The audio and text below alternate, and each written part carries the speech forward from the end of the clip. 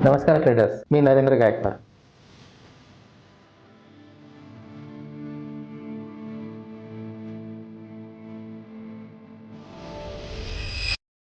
दोन हजार 9ला मी माझा जॉब स्टार्ट केला. त्या अगोदर मी MCM, MCA, MBA यासारखी डिग्री घेऊन कॉलेजला असिस्टंट प्रोफेसर म्हणून जॉब जॉईन केला. सोबतच मी ट्रेडिंगलाही सुरुवात केली. माझ्यासोबतही तेच झाले जे इतरांसोबत होते. सुरुवातीला फ्रेशर्स लक म्हणून मी प्रॉफिटेबल झालो. त्यानंतर मी माझी कॅपिटल साईज वाढवली, ट्रेडिंग जोशमध्ये करायला लागलो. परंतु काही दिवसातच माझं जे प्रॉफिटेबल मी जे होतो ते लुजर या स्टेजमध्ये मी कन्वर्ट झालो. हळूहळू कॅपिटल वाढत गेलं, लॉसही वाढत गेला. रियालिटी समजायला वेळ लागला. नंतर मी एकांतात विचार केला तर समजलं की मी जे ट्रेडिंग करायचो ती तुक्केबाजी. लकीली मला प्रॉफिट झालं होतं. सुरुवातीला नॉलेज मला काहीच नव्हतं, मी एकदम झिरो होतो. बस मार्केटवरती चाललं म्हणून बाय करायचं, खाली पडायला लागला म्हणून सेल करायचं. बस याच फाईलवरती मी ट्रेडिंग करायचो. नंतर जेव्हा लॉस मोठा झाला तेव्हा थांबलो आणि विचार केला की काहीतरी शिकावं लागेल. मार्केट असंच चालत नाही, प्रॉफिट करायचं असेल तर काहीतरी शिकावं लागेल.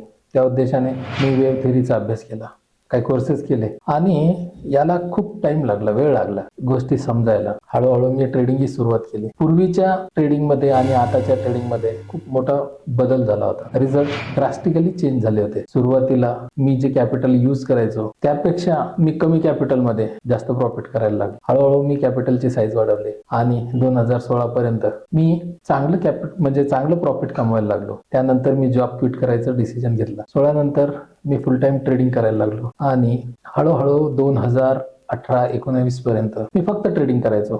नंतर मी 19-20 मध्ये डिसाईड केलं की आपण एक ट्रेडिंग अकॅडमी सुरू करू. त्यामध्ये आमच्या वेव्ह ट्रेडिंग अकॅडमीची सुरुवात झाली. या अकॅडमीमध्ये मी एक कोर्स डिझाईन केला. मी जी स्टडी केली होती किंवा जे टेक्निकल अनालिसिस साठी वेव्ह थेअरीचा उपयोग करायचो, त्याच वेव्ह थेअरी, डाव थेअरी आणि निओ थेअरीच्या कन्सेप्ट कंबाईन करून मी एक कोर्स डिझाईन केला. त्या कोर्समध्ये मी मुलांना वेव्ह थेअरीबद्दल शिकवलं. ॲक्च्युली वेव्ह कशा फॉर्म होतात, मार्केटचा ट्रेंड कसं ओळखायचा, एंट्री कशी घ्यायची, एक्झिट कसं करायचं. यामध्ये ॲक्च्युली ट्रेडिंग म्हणजे नुसतं टेक्निकल ॲनालिसिस नसते. ॲनालिसिस करण्यासाठी आपण मल्टिपल कन्सेप्ट यूज करतो. वेव्ह थेअरी ही एक टेक्निकल ॲनालिसिस करण्याची पद्धत आहे, परंतु ट्रेडिंग ही 4 पिलरवरती उभी असते. पहिला जो पार्ट आहे त्याला भारतामध्ये किंवा जगामध्ये, ट्रेडिंगच्या जगामध्ये पहिल्या पार्टला सर्वांनी खूप मोठा भर दिलेला आहे. किंबहुना टेक्निकल ॲनालिसिस म्हणजेच ट्रेडिंग इथपर्यंत लिमिटेशन किंवा लिमिटेड बनवून टाकलं. टेक्निकल ॲनालिसिस म्हणजेच ट्रेडिंग, परंतु नुसतं टेक्निकल ॲनालिसिस म्हणजे ट्रेडिंग नसते. ट्रेडिंग हे 4 पिलरवरती उभं असतं. पहिलं असतं टेक्निकल ॲनालिसिस, दुसरी असते स्ट्रॅटर्जी, तिसरी रिस्क रिवॉर्ड आणि चौथा जो पार्ट असतो तो असतो सायकोलॉजीचा. हे 4ही पिलर जोपर्यंत खंबीर मजबूत असतील तेव्हाच एक ट्रेडर प्रॉफिटेबल बनू शकतो. यातला कुठलाही एक पिलर कोलॅप्स झाला तर पूर्ण रिझल्ट कोलॅप्स होऊन जातात. प्रॉफिटेबलचा लुजरमध्ये कन्वर्ट व्हायला वेळ लागत नाही. त्यामुळे मी माझ्या अकॅडमीमध्ये या 4ही पिलरवरती वर्क केलं, म्हणजे या 4ही कन्सेप्टवरती वर्क केलं. वेव्ह थेअरी हा माझा कोर होता. त्यामध्ये सुरुवातीच्या बॅचला मी माझा कोर्स हा 2 महिन्याचा डिझाईन केला. त्या कोर्समध्ये मी वेव्ह थेअरीचे पॅटर्न शिकवायला सुरुवात केली. पहिली बॅच तर मी अगदी माझं स्लोगन यूज केलं की नफा कमवा, मोफत शिका, नफा कमवा, नफ्यातून फीस द्या, अशी मी बॅच तयार केली आणि मला चांगला रिस्पॉन्स मिळाला. म्हणजे मी जगातील सगळे ट्रेनिंग इन्स्टिट्यूट सुरुवातीला फीस घेतात आणि तुम्ही प्रॉफिटेबल होसाल असं आश्वासन देतात आणि मुलं ॲडमिशन घेऊन कोर्सही करतात, परंतु रिझल्ट काही मिळत नाही. मी माझा कोर्स रिझल्ट ओरिएंटेड ठेवला. शिकण्यासाठी मी काही लिमिटेशन दिले नाही. फ्रीमध्ये शिका, नफा कमवा, जर नफा झाला त्यातून मी माझी फीस कलेक्ट केली आणि मला या कन्सेप्टला चांगला रिस्पॉन्स मिळाला. अगदी लॉकडाऊनपर्यंत या कन्सेप्टला चांगला रिस्पॉन्स मिळाला, परंतु जग थांबलं, लॉकडाऊन झालं, सगळं काही बंद झालं. त्यामध्ये माझी ट्रेडिंग अकॅडमी थांबली. ऑनलाईन मोडमध्ये मला स्विच कसं करायचं किंवा कसं जायचं याची आयडिया नव्हती आणि मी ते ट्रायही नाही केलं. मी त्या ठिकाणी डिसाईड केलं की आपण ज्या कन्सेप्ट मी मुलांना शिकवतो, माझं टेक्निकल बॅकग्राऊंड असल्या कारणानं, म्हणजे माझं MCM MCA झालेलं आहे, PhD झालेली आहे, त्यामुळे मला कोडिंगचं नॉलेज होतं. पाईन स्क्रिप्ट माझ्यासाठी नवीन होती, परंतु मी ट्रेडिंग व्ह्यू वरती जी प्रोग्रामिंग चालते ती पाईन स्क्रिप्टमध्ये चालते. तिला मी लॉकडाऊन नंतर शिकलो आणि माझी जी काय कन्सेप्ट आहे ती त्याची कोडिंग केली, एक अल्गोरिदम डेव्हलप केला. आणि माझं इंटेन्शन एवढंच होतं की ज्या कन्सेप्ट मी मुलांना शिकवतो क्लासमध्ये त्याच कन्सेप्ट अल्गोरिदमच्या फॉर्ममध्ये कशा हेल्प करतील, जेणेकरून मी असो किंवा नसो माझे जे डिसिजन मेकिंगचे जे टूल आहेत ते त्यामध्ये यूज केले जातील आणि माझ्या ॲब्सेंटीमध्ये त्या अल्गोरिदमच्या मदतीने सेम डायरेक्शनने किंवा सेम ट्रेड मुलांना मिळून जाईल. हा कोर लॉजिक होतं किंवा उद्देश होता या वेव्ह चेसर जे मी तुम्हाला आता प्रेझेंट करणार आहे आमचं इंडिकेटर, त्या इंडिकेटरची सुरुवात किंवा त्याचं जे ओरिजिन आहे ते हे होतं. जे मी क्लासमध्ये कन्सेप्ट शिकवतो त्या सगळ्या कन्सेप्ट ॲटोमेटेड फॉर्ममध्ये लोकांना कशा मिळतील, ती वेव्ह चेसर नावाने आपण इंडिकेटर बनवलं. या इंडिकेटरचा कोर लॉजिक जे होतं ते होतं वेव्ह थिअरी. वेव्ह थिअरीमध्ये 2 कन्सेप्ट डिफाईन केलेले आहे.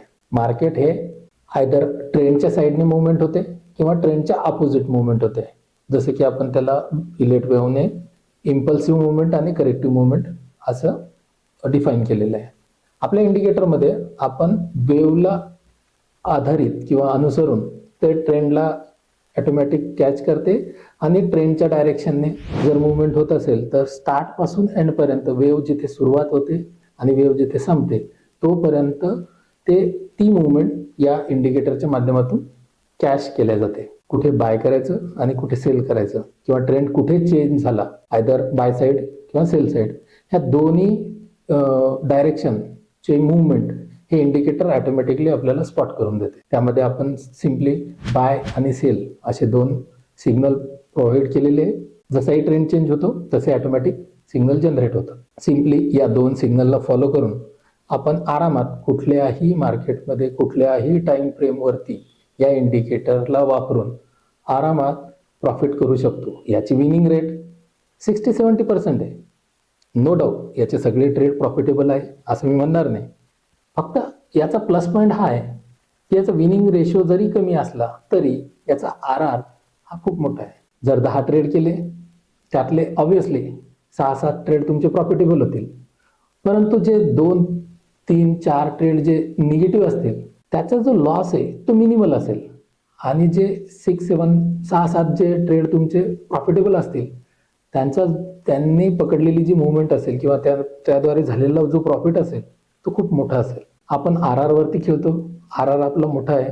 लूज करत असेल तर आपण खूप छोटं करतोय आणि विन करत असेल तर जोपर्यंत ट्रेंड चालेल तोपर्यंत हे ब्रेक म्हणजे हे सेल सिग्नल देत नाही किंवा अपोजिट सिग्नल देत नाही. त्यामुळे आपला जो प्रॉफिटचा रेशो आहे तो खूप मोठा आहे. त्यामुळे बिंदास या इंडिकेटरला तुम्ही वापरून बघा. ट्रायल आम्ही देत आहे, ती तुम्ही आरामात त्या ट्रायलसाठी अप्लाय करू शकता. वेव्ह चेसर नावाचं जे आपला अल्गोरिदम आहे, हा अल्गोरिदम तुम्ही कुठल्याही मार्केटमध्ये आणि कोणत्याही टाइम फ्रेमवरती यूज करू शकता. जनरली ट्रेडरच्या 3 कॅटेगरी असतात, जसं की स्विंग ट्रेडर, पोझिशनल ट्रेडर किंवा मग इंट्राडेमध्ये स्कॅल्पर्स जे असतात, अशा 3 कॅटेगरी आहेत.